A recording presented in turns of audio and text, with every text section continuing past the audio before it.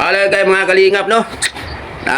Pumanaw na si Tatay Ruben, no? Mga kalingap, pumanaw. And then, alam nyo anong nangyayari, guys? Nakakalungkot and then nakakatuwa. Alam nyo ba yun? Alam nyo ba yun yung ibig kong sabihin, mga kalingap? Nakakalungkot siya, pero nakakatuwa. No, siyempre, namatay na ba namang matutuwa kung namatay ka, di ba? Namatay. Wala talagang matutuwa doon. And then, pag namatay, nakakalungkot talaga yun. So, yun, nakita natin sa CCTV, mga kalingap. Ang nakikita ko sa kalsada, masikip yung kalsada, and then crowded yung kalsada, daming dumadaan. Pero nagtataka ka, bakit ganun kabilis yung takbo ng sasakyan ni Ruben? So talagang pagbangga, laki ng puno, talagang, di ba, umangat talaga yung, sa sobrang bilis ng takbo, umangat yung 4 na gulong. And then yun, no, nadala sa hospital, buhay pa, and then yun nga, bumanaw din kalaunan. Nakakalungkot, pero nakakatuwa. No, wag parang ang sagwan naman na pakinggan, no, na namatay na, sabihin mo nakakatuwa pa, di ba?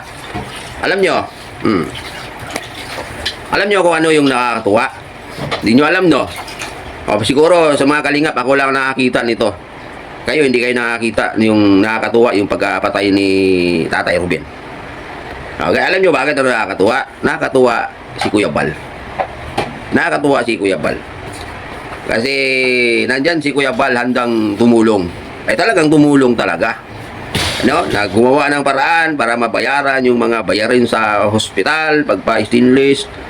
Ayan. And then namatay. So namatay, malamang gagawa din ng paraan yan si Kuya Bal. Alam nyo guys, no? Pag namatay tayo, mga kalingap, magastos yan. Bibili ka ng kabaong. And then maglalama yan. So babayaran mo pa si St. Peter niyan. And then kailangan, yung basta magastos pag namatay ka. Payat na yung 100,000 yan pagka namatay ka. Ganyan ngayon ang ngayon, magastos pag namatay. Kaya yung sabi ko sa inyo, yung pagkamatay ni Kalinga Ruben, Alay Ruben, ay nakakalungkot na nakakatuwa. Doon ako natutuwa kay Kuya Bal. Kasi andyan simula nung nadisgrasya, dinala sa hospital, nandyan pa rin. Hanggang sa natuluyan, nandyan pa rin si Kuya Bal. And then, handang, involve pera dyan guys. Yun ang nakakatuwa doon, itong ginagawa ni Kuya Bal. Kasi talagang walang katapusang tulong ang ginawa ni Kuya Bal. Siyempre, pagka inilibing yan, magkaroon pa ng lama yan, siyempre, andyan si Kuya Bal. Magastos guys, pag namatay ka, magastos. So, yun ang nakakatuwa doon. Yun ang nakakatuwa doon sa ginawa ni Kuya Bal. Yung kanyang paglingap ba, yan ang nakakatuwa. Yung lungkot, nandyan na yan kasi nangyari na Nangyari na, nakakalungkot siya. Pero bilang isa sa mga nanunood, nakasubaybay dito sa aksidente ni Ruben, yun ang nakikita ko. Hindi ako natuwa dahil namatay si Ruben, hindi. Natuwa ako sa ginawa ni Kuya Bal. Nalungkot ako sa sitwasyon ni Ruben na aksidente. Yung una okay pa, pero kalaunan yun nga, siyempre sa lakas ba naman ng bangga na yun, talagang, di ba, yun nga, hemorrhage ang dahilan nun. So, yun, nakakatuwa. Yun ang nakikita ko guys.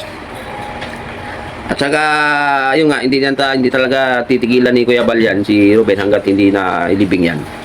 Ayun ang nakakatuwa, di ba? Yun yung nakakatuwa talaga. Siyempre, saka makakita guys na isang tao na nagbibigay ng nagbibigay ng protection, nagbibigay ng tulong, no, na from hospitalization hanggang sa namatay. Bibili ng kabaong yan, maglamay, andyan.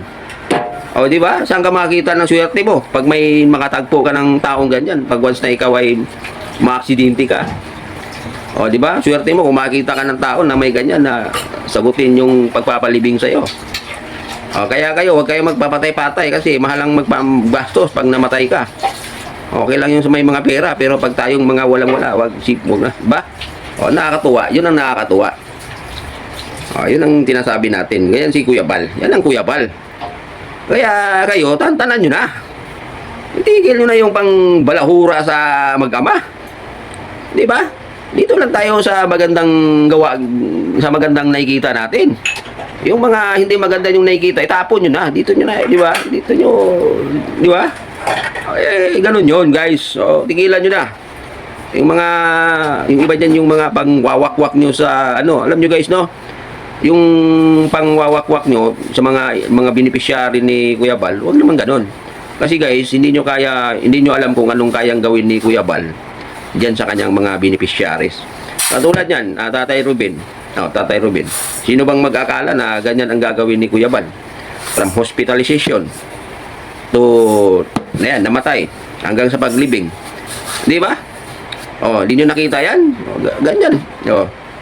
Di natin alam kasi kung anong kayang gawin ni Kuya Bal sa isang tao, lalong-lalo na sa kanyang mga beneficiary, no? Pagdating sa pagtulong.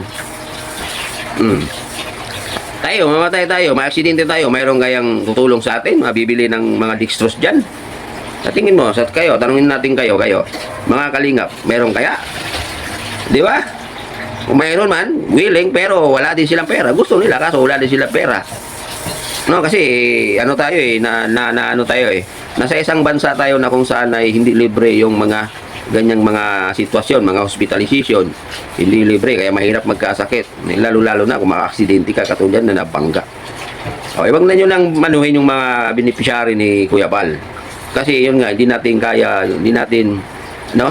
natin alam kung ano yung kaya nilang gawin sa pagtulong, sa pag-assist sa kanyang mga beneficiary.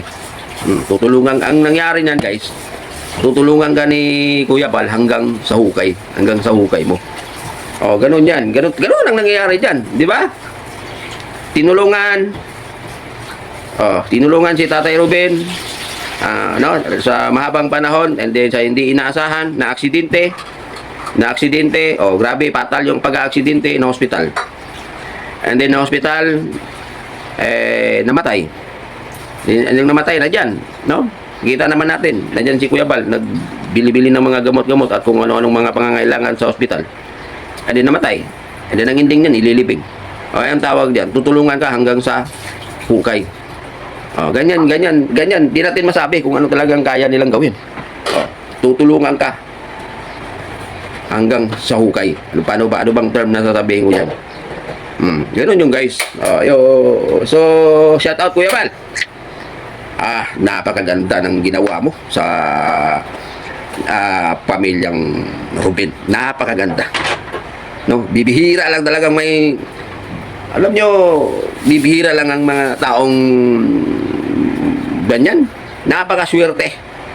Pag may taong ganyan tumulong sa iyo, tutulungan ka hanggang sa kahuli-hulihan mong hininga, hanggang sang ikaw ay ibaon sa lupa. Napakatindi. Yun guys, no? So, nakakalungkot pero nakakatuwa. Yan yun.